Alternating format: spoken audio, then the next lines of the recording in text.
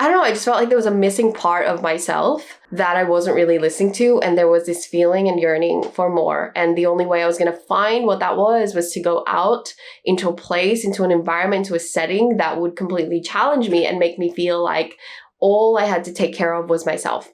And this is why they say that travel is the best way to get to know yourself, because really you're not having to take care of anyone or anything else but yourself. And you sort of learn to like have a dialogue with yourself while you're traveling, because you're alone a lot, especially if it's solo, obviously, because our minds are here to help make sense of information that we interact with. But it also is plagued with fear, with worry, with all these hypothetical things that could go wrong, because our mind also has a function to keep us safe. Its primitive job is to help us survive. And its way of processing information is categorizing and lumping things together and hypothesizing based on what it knows. But there's so much that the mind cannot know, because the mind can only really use data that it's interacted with before. It has no reference for possibility or things that it's never dealt with before. Hello and welcome back to my channel. If you're new here, I'm Nicole, a life and business coach for high-functioning women. I'm a self-proclaimed foodie, content creator, educator, and your new abundance bestie. In my world, we talk about all things to do with elevating your life. I post weekly videos helping the everyday woman embody her highest self, create inner wealth, master her mindset, unlock her femininity, and be an absolute boss in life. I create resources, trainings, and host experiences online and in person in order to help you reconnect to your true self. Not the one you think you need to be, but the you that you were born to be. So you can reclaim your power and amplify your voice to lead, love, and create as a woman. If you like my vibe and you want a little bit more abundance in your life, hit subscribe to be notified whenever I drop a new episode. And be sure to check out the free resources in the description below. Okay. What was it like for me when I was there? Some key moments. Okay, so one of the key moments that happened for me while I was traveling was that I actually fell sick multiple times. And in the time of being sick, it was just the reckoning or the confronting self-awareness that I had to really reflect on what was happening in my life and just really like be with myself, especially because I didn't know anyone in the country. I couldn't depend on anyone. That was really kind of that divine space that life created for me to really understand, like, why was I feeling the way I was feeling? I remember having moments while I was traveling where I felt almost lonely. I felt like I was defeated. And I even felt in the beginning part of my trip like I was a failure, because I had built this business and I had done all of these things, and yet I had nothing to show for it. I had no apartment. I had no success trail to kind of show people like a track record of I've done it and it was worth it. And I remember just feeling like an utter failure, and like my parents were disappointed in me, and I felt like a wreck. And around about that time as well, I decided I was going to go off social media, because I just realized that, damn, life is going to show me something. And I didn't know what it was, but I just knew that these feelings of surfacing inadequacy, surfacing fear of never being enough, feeling like I had spent all this energy and time trying to accomplish something that didn't really create me what I wanted, it felt like just the bottom of bottoms.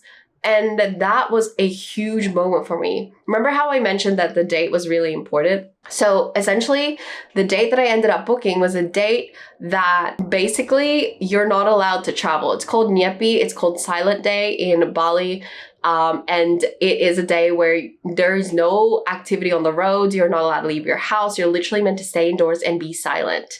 And it's part of the custom, part of the tradition to not actually like eat. You're supposed to fast as well. So it's this full day revolving around cleansing and purification.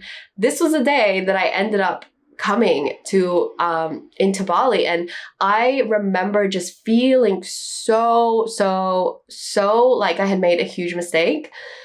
because in organizing my accommodation, I obviously had no way to kind of move from my accommodation if there were going to be no cars on the road, and like you weren't allowed to leave your house. They literally patrolled the streets. And I just had all this drama around like, this is probably the wrong decision. It's a sign, but I remember being like, no, lean in, because maybe that's part of what I need to go through. And lo and behold, it actually was. That day of silence and that entire month was actually the Balinese New Year. It was a time of purification, a time of self-reflection and setting new intentions. It was everything that I needed. And I hadn't planned any of it. And that was huge, because being physically sick was kind of like a purging as well, because I felt like I not only mentally had to really declutter and get clear on what I was here for and what mattered to me in life, but it also purged my physical body from the things that were kind of holding it down, all this inbuilt stress and worry and stuff that I had accumulated over the years in my business, trying to live a life of struggle and hustle and constantly needing to be in control of everything. And so that was one key moment. Another one is my unexpected healing journey, which I guess wasn't really a moment, it was just a whole journey, because multiple times on my trip, I actually accidentally booked certain accommodations. I had accommodations cancel on me. I had certain moments where I would meet certain people without any plan or recollection of how I could have ended up in that situation. And these moments were the divine moments that ended up piecing together my journey of surrender, where I had sort of stumbled on one thing after another. So I actually tell the full story of all the kind of unexpected mishaps that ended up being a healing journey for me, and how it opened up an entire portal into my personal purpose, into my inner work healing that I didn't know I needed to do, childhood, ancestral pathways, like all these things that I didn't really plan to come to Bali for, but ended up being my journey. You know, a lot of people go to Bali seeking sort of like that eat, pray, love experience. It's been very commercialized in that sense. And I sort of was really against doing that just for the sake of doing it because I was in Bali. I really was like, nope, I'm not going to try to force some eat, pray, love experience. I'm just going to go with whatever life shows me. And funnily enough, I ended up accidentally booking an accommodation that was an hour away from town. And I ended up also booking a spiritual healing day because I ended up in that town. And that spiritual healing day is what connected me to healers, mystics, incredible people that changed my life, and incredible moments of healing where I was literally meditating, seeing an energy healer. I got drop-ins and personal sort of revelations around what I was here for, and all of it was so accurate and profound. And I actually show you like the things that the energy healers said and all of that in another YouTube video and podcast episode that I released. So definitely check that out. I'll link that in the description if you're curious about how all of that transpired. But that was a key moment and part of my experience, because if it wasn't for the unexpected mishaps and problems that sort of surfaced during that trip, I wouldn't have met the people that I met. I wouldn't have had the experiences that I had that changed me from the inside out. And I wouldn't have had this sort of openness to release and surrender, because I think those were the hardest moments, you know, like you want to feel like you have a bed to sleep in, you have an accommodation, that you're going to be safe, that you are going to know people in your environment. Like your primitive mind wants to be safe, at least on that level, right? But when you're having mishaps with your accommodation, you don't know where you're going to sleep that night, you accidentally booked far away, or you think you're not going to have money, and yet somebody pulls through with a free accommodation. Like it's literally complete release, and control just goes out the window, because when you stop resisting and you actually embrace what is and you work with it, you're able to see that it's not a problem at all. And I think our minds, when we're so in control and we're in so much scarcity, we feel like everything that is not in our plan or in our preconceived idea of what needs to happen in order for things to work out, when we're so in that way of thinking, we cannot embrace what is as an opportunity. And I think that's part of the lesson that life was trying to show me, that I really didn't need to know where the next thing was going to come from. I really didn't need to have figured out what I needed to do here in order for life to give me the healing that I needed. And it's that divine, outworking. You can call it God, the universe, spirit, whatever you want. But there's this divinity around us all of the time that wants to support us, but we just want to keep trying to grasp for that control. And that was me. And I think that trip really showed me that I could release, because I got to a point where after a certain number of mishaps and things that I could have said was a problem, and this is the reason why everything's going wrong and why I need to go home, those were the moments that I think after a certain amount of them had happened, I was like, look, I'm just not going to stress about it. I'm done with chucking a fit and spinning myself into a spiral every time something goes wrong. And it happened so many times, you guys. I kept getting the wrong bookings, or I kept getting things mixed up, and it was just damn, this is what happens when I'm so in my need to control. And when I released, I started actually enjoying the fact that I didn't know if I may have booked this one place, but who knows, something might happen and I might end up somewhere else. Or I might have planned to go to this cafe, but for some reason, the driver dropped me off at a different cafe and I ended up meeting this person. It was just this amazing flow with life, and it led to so many amazing things. So definitely check out the video. The final key moment was, for me, I think being able to just meet people who lived a completely different way to how I was used to or was familiar with. Going to Bali, particularly because it is such a nomadic environment where so many people are living nomadically, working nomadically, people value different things. People are not having conversations around the table about what property they're going to buy, or I don't know, how much money they make at work. They don't complain about their bosses. It's a very different value system. Not to say it's better or compare them, but it's just a different value system. People operate differently because they have different lifestyles. And I think being around this environment really showed me that this way of life was possible, because I was literally seeing people working from cafes everywhere. The conversations we were having at lunch tables were, well, I'm going to go to Korea next week. Does anyone want to come? If you say that when you're in the West, girl, you know what's going to happen? Oh, I want to go to Korea next week. You want to come? Let me just check my schedule. Oh, is that next year, 12 months from now? Because I need early notice. I need to rearrange stuff. But the kind of conversations that people were having here in this nomadic community was, yeah, I'm down. When is it? Next week? Easy. I'm there. There was such a different mentality and approach to life that I personally felt more connected to, because it aligned with the lifestyle I wanted to live and the values that I held about life, that just made me feel right at home. And I think it was being exposed to that consistently as well for a period of time. If it was just a week, it would have been very different. But after 3 months of being around that, it enters your subconscious mind and you just sort of accept it as a possibility, that it's an actual viable option. Whereas if you're kind of around it periodically, when I'm in Sydney, I'll go to a cafe and people look at me weird. They're like, why is she taking a Zoom call at this cafe? Why is she sitting there for 3 hours? People kind of just don't have that. And, when you walk down the streets, people are wearing beach clothes. And, for me, I'm I don't want to be walking down the street having to wear heels and a full pantsuit every single time just to feel like I belong. I want to be able to walk down in shorts and some pearl necklaces and have my hair free flowing and just wear my swimmers all the time, because that's the normal that I want. So it started to help me really accept that this could be a reality and live in that reality ahead of time. Okay. What lessons did the experience teach me? Okay. I have 5 lessons I want to share with you that my surrender experiment taught me. The first one is that my life is up to me. My life is my own path.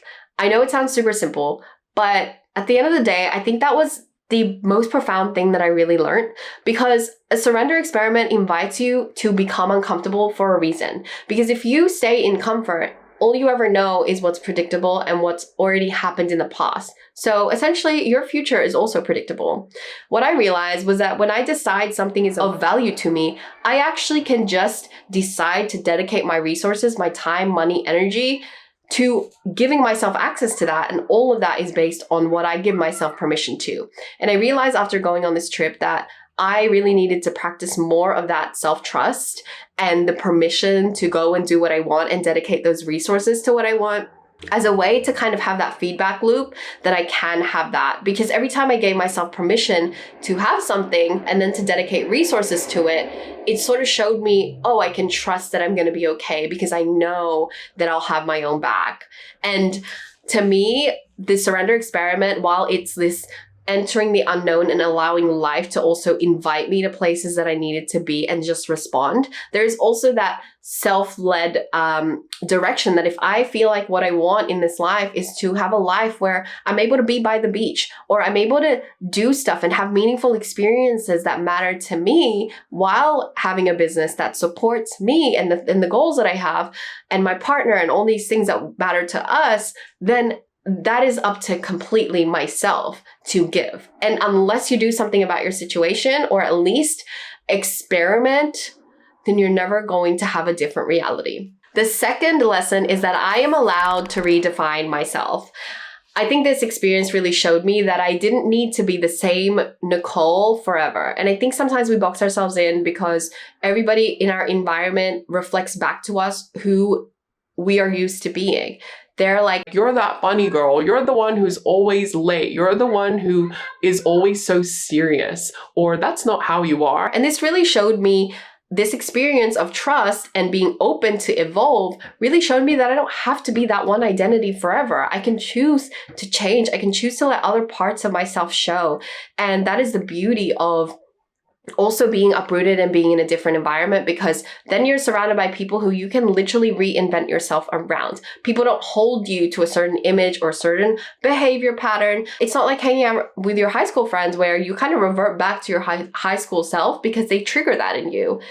Not a bad thing, but it's great to be able to put yourself in a situation where your environment invites you to show up as whoever you want to be and recreate yourself, because then you let other parts of you play that maybe you suppressed in order to fit in, or you changed in order to be accepted and validated, that are very much probably a true part of your nature and your soul. And I think when you put yourself in environments that welcome that, or that can at least without judgment just accept you for who you are, you kind of unconsciously begin to let yourself play and free flow a little bit more. And then you discover new things about yourself as a result. So it really showed me that I can reinvent myself all of the time. And that was also part of me accepting myself, because so much of my journey has been denying certain aspects of myself because it wasn't acceptable or normal back home or in my usual environments. The third thing that this experience showed me was that things don't matter as much as you think they do. And I think that I have this chronic need to sort of justify why I am the way I am, or why I have this situation in my life, or, I sort of feel like I was always on this mission to be understood by the world, whether that came from my childhood, my upbringing, or self-inflicted pressure. But I sort of realized that it doesn't really matter. Whether people understand me or not, I don't care. Whether somebody gets what I want to do with my life, I don't really care. Because it doesn't matter. At the end of the day, I'm the one that has to live my life.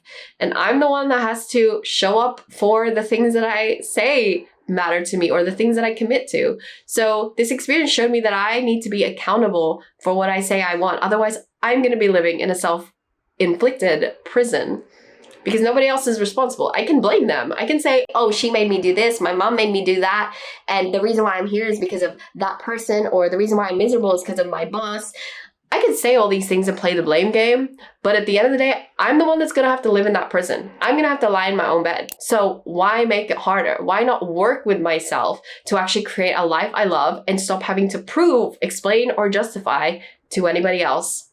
The fourth thing it taught me was that I am made for more. Part of my surrender experiment journey to Southeast Asia for 3 months was really discovering that I have parts of myself, like the spiritual part, the healer, the one who wants to serve people and not just serve people in business, the one who feels deeply connected to living a very simple lifestyle versus having all these things and accumulating status and material wealth. There's parts of me that I sort of was denying and not allowing. And I think it really showed me that I'm made for more than just this one-dimensional path and that I could have both. And so it gave me permission to really express and explore those parts of myself. So I actually came back and started integrating more mindfulness. I started meditating. I started seeing healers, and I started really exploring this part of myself, my spiritual gifts, that I never sort of allowed myself to explore because I was judging myself for it. And when I learned that part of my ancestral history is to be a healer, is to be connected to the spirit, to the divine, and I could piece that connection to parts of myself where growing up, I was very much intuitive. I could very much help people work through things without really knowing intellectually how I was doing it. I'm very much in tune with faith and manifesting and being able to heal people with my words, with my hands, in mental, emotional, spiritual ways that I could never explain or understand. And I always had this pull to serve people, to guide people, to be a natural born leader. And it kind of, this experience of really understanding that dimension of myself that I never made room for because of judgment, it showed me that I don't have to follow the same path or do things that I only feel is acceptable by others. So I started integrating more things like yoga, mindfulness, meditation that I used to judge, but now I absolutely love, and it's just a part of who I am. I even stopped trying to rush as well. Like when you hang out with me these days, I'm no longer like walking so fast, talking so fast. I'm literally like just cruising about my day, like moving at my own pace. I don't feel the need to prove myself. I don't need to like try to appease anybody. I'm able to just take up space, to embody the best version of myself. And the final lesson that I got from this experience was to trust my intuition. Intuition, feelings, or my inner knowing, my gut. These are sort of the phrases that people sort of resonate with. For me, I really learned to trust my deeper sense of knowing, because it showed me at the end of this 3-month experience of not having a plan that the best way to go was always to just release control and trust. And that I didn't need to understand things with my mind in order for them to be right or for them to be the best way. I needed to just know it and to feel secure in that knowing in my body, and then to trust. And it's almost like taking a trustful every single moment, every single day. And I realized that's what I actually love about life. I love that it can be spontaneous, that I love that there's so much wonder, and that I don't need to know in order to enjoy. And it's really given me that sense of ease and lightness about life that I thought I could have when I had the material things, or once I got to a place where I was more secure. And I think that's why we all seek security or stability, because we think that on the other side of security and stability in these forms, that maybe I'll be able to release control. Maybe I'll be able to relax then. Maybe I'll be able to just enjoy my life more. But I realized that I didn't need all those things anymore, and that I could just be secure because I learned to trust myself. And I learned that I was going to be okay no matter what.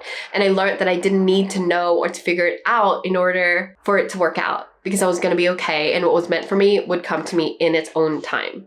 That is just a liberating truth. And it is so aligned with everything that my surrender experiment was trying to teach me.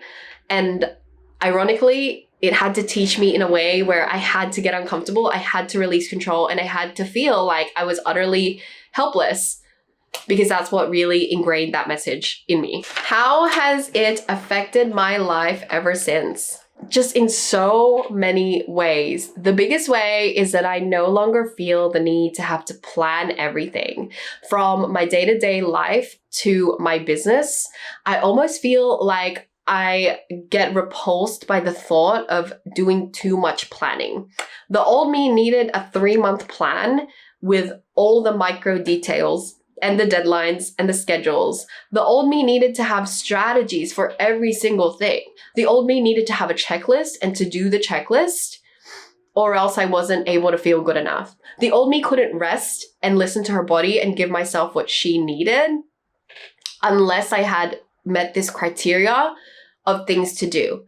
Everything about the old me was so conditional And now the me that has come out of the surrender experiment is a version of me that I love. It's the free-spirited, free-flowing, open to whatever, fun, wide-eyed wonder, childlike Nicole that I always knew I was but could never connect to.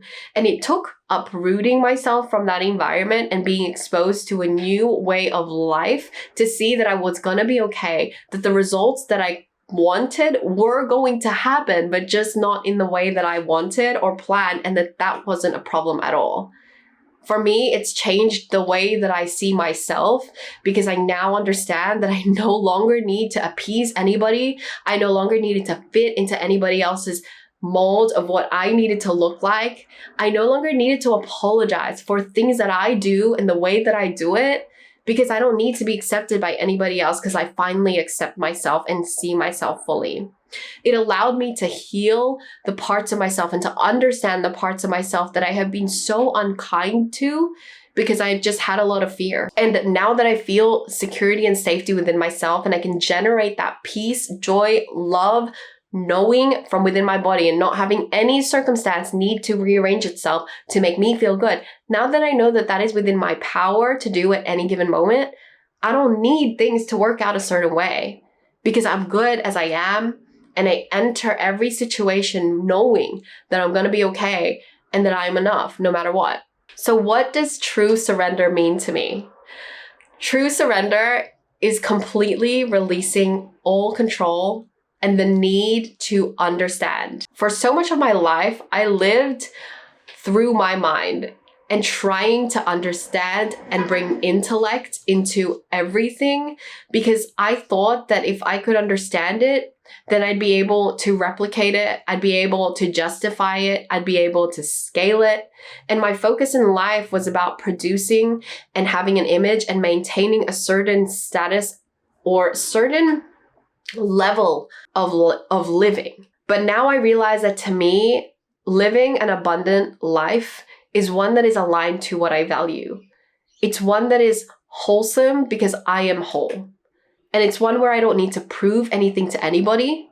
And I just operate in my gifts because that's what I'm called to do. And money, resources, community will form around that as long as I'm willing to be brave enough to step into it. For me, true surrender is releasing all need to understand or control. It's releasing judgment that anything in front of you or anything you're dealing with right now is either good or bad, but accepting it as what it is and embracing it as a gift, an opportunity for something new to unfold. Surrender is trusting that life wants to support us, that we are always going to be okay, that the only reason why we don't believe we are, or the only reason we think we need to take the charge and take control is because we are afraid.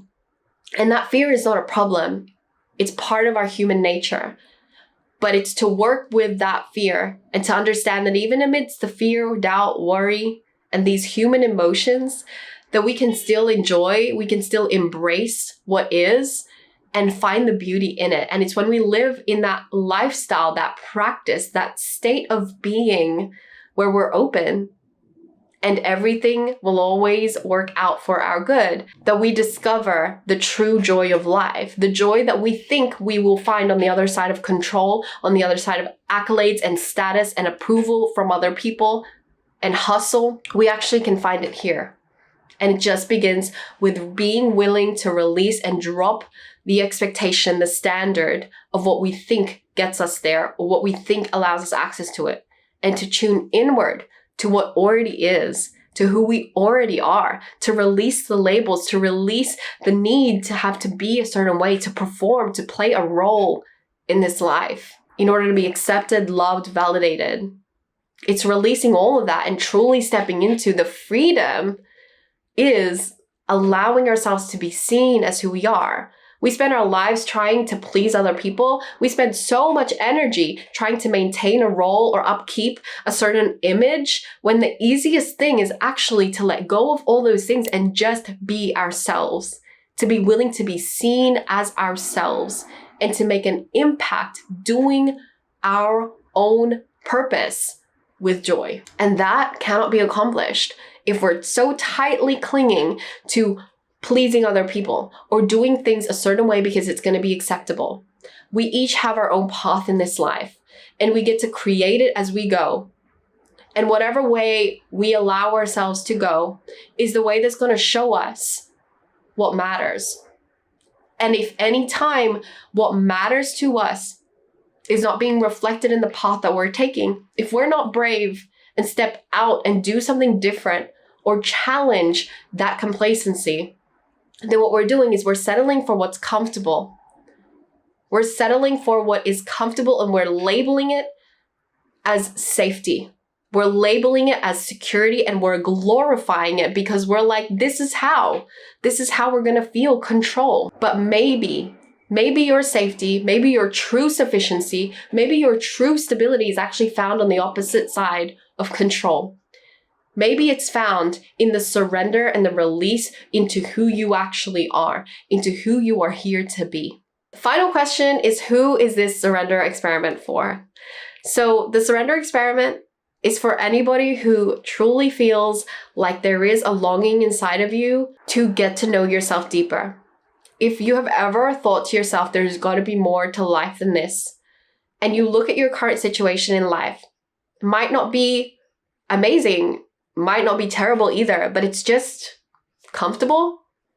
This is an experience that you have to go on. And I would start by asking myself, does what I value reflect in the life that I have now?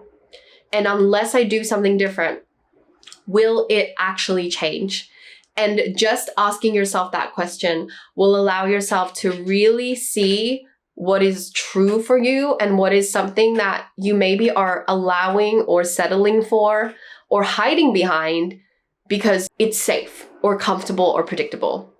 If you're somebody who has a chronic need for control, and you know deep down that it's hurting you, it's hurting what you want in life, it's hurting what's possible in your business, in your career, in your relationships, in yourself and your self-acceptance, then this is an experience that you need to go on. Being uncomfortable on purpose is one of the best acts of service you could do for yourself in this life. And even if you just try it once, it doesn't need to be 3 months, it doesn't need to be a whole year. It can be for a weekend or for a day. Release control and practice listening to yourself, because your inner self knows. And if there's any part of you that longs for something more or that feels connected to this concept and doing an experience like this for yourself, then there's a reason for that. And that's your soul inviting you to respond with courage. Okay, my loves, I hope that inspired you and encouraged you to step into a lifestyle of surrender or to go on your own surrender experiment journey. Now, as you know, the process may not be comfortable, may not be easy, but it is definitely something that is worthwhile doing if you resonated with anything that I just shared. The surrender experiment is something that I feel deeply passionate about. It's a mission that I feel called to spearhead and to trailblaze for so many of you who feel that this is something that is calling you and has been, but you've never given yourself the permission to. Now, as you heard in my story, it takes time, it takes courage, it takes willingness, and more importantly, it takes that connectedness to the possibility of what you want for yourself. And if you feel that there is no way that you could allow yourself to do this, but you deeply want it, or you really, really know this is right for you, but it just doesn't make sense to do it, you don't know how you're going to be able to do it, then I invite you to leave a comment below or to reach out to me on Instagram and send me a message, because I would love to guide you through this, because the decision-making process, something this life-changing, doesn't have to be stressful, but it is something that you want to handle with intention. And this experience very well changed my life. It changed the way that I relate to myself and everything around me. And it's something that I would never, ever take back. Now, as challenging as it may have been, as uncomfortable as it was, it truly was something that I will never, ever, ever regret. And I know that it will be the same for you. So you want to treat it with care. You want to treat it with diligence, and you want to provide yourself the space to allow this process to actually occur. maybe a short process or it may be a long one. But whatever path you're going to be going on, I want to support you and I want you to know that I'm here and that I can chat to you. I can provide for you a space where you can share, open up with me, and I can guide you and maybe support you emotionally, mentally, physically, and spiritually to really undergo this process. As you also know, I provide experiences around the surrender experiment to help you either embark on this experience solo and to lead and guide yourself with intention through it, or you can join me at my retreats or events for the surrender experiment, where you can sort of have a more guided experience and have me there by your side to really support you in this transformation. And so if you're curious about any of those opportunities, or if you just want to have a chat, reach out to me. All the details about the experiences and ways that you can undergo the surrender experiment with support are going to be in the description. And I'm excited for you to go through this experience for yourself. And remember, be brave, be courageous, and trust yourself. If you want to take your abundance to another level, I want to help you. I'm a life and business coach for women who want to step into their next level by activating wealth from the inside out. To help you take your first step to unlocking true abundance and your aligned potential, I'm giving you free resources, workshops, and masterclasses that you can access on demand right now. Check out www.nicoleconception.co/free-resources to get your hands on it. For more videos like this, check out the other playlists and series I have on this channel, and don't forget to hit subscribe to be notified whenever I drop a new video. And if you're more of the podcast type, check out Freedom in Flow, where I dive even deeper into the concepts that will help you create less hustle and more flow, abundance, and alignment in your life and business. Now, if you're a reader, you'll want to subscribe to my email list for unfiltered, honest, and most importantly, applicable life upgrades. Now, don't be a stranger. Connect with me on Instagram and TikTok and send me a message. I love getting to know you and your story. It's why I do this. Okay, my lovely, that's all for now. I'll see you soon. Signing off, Nicole.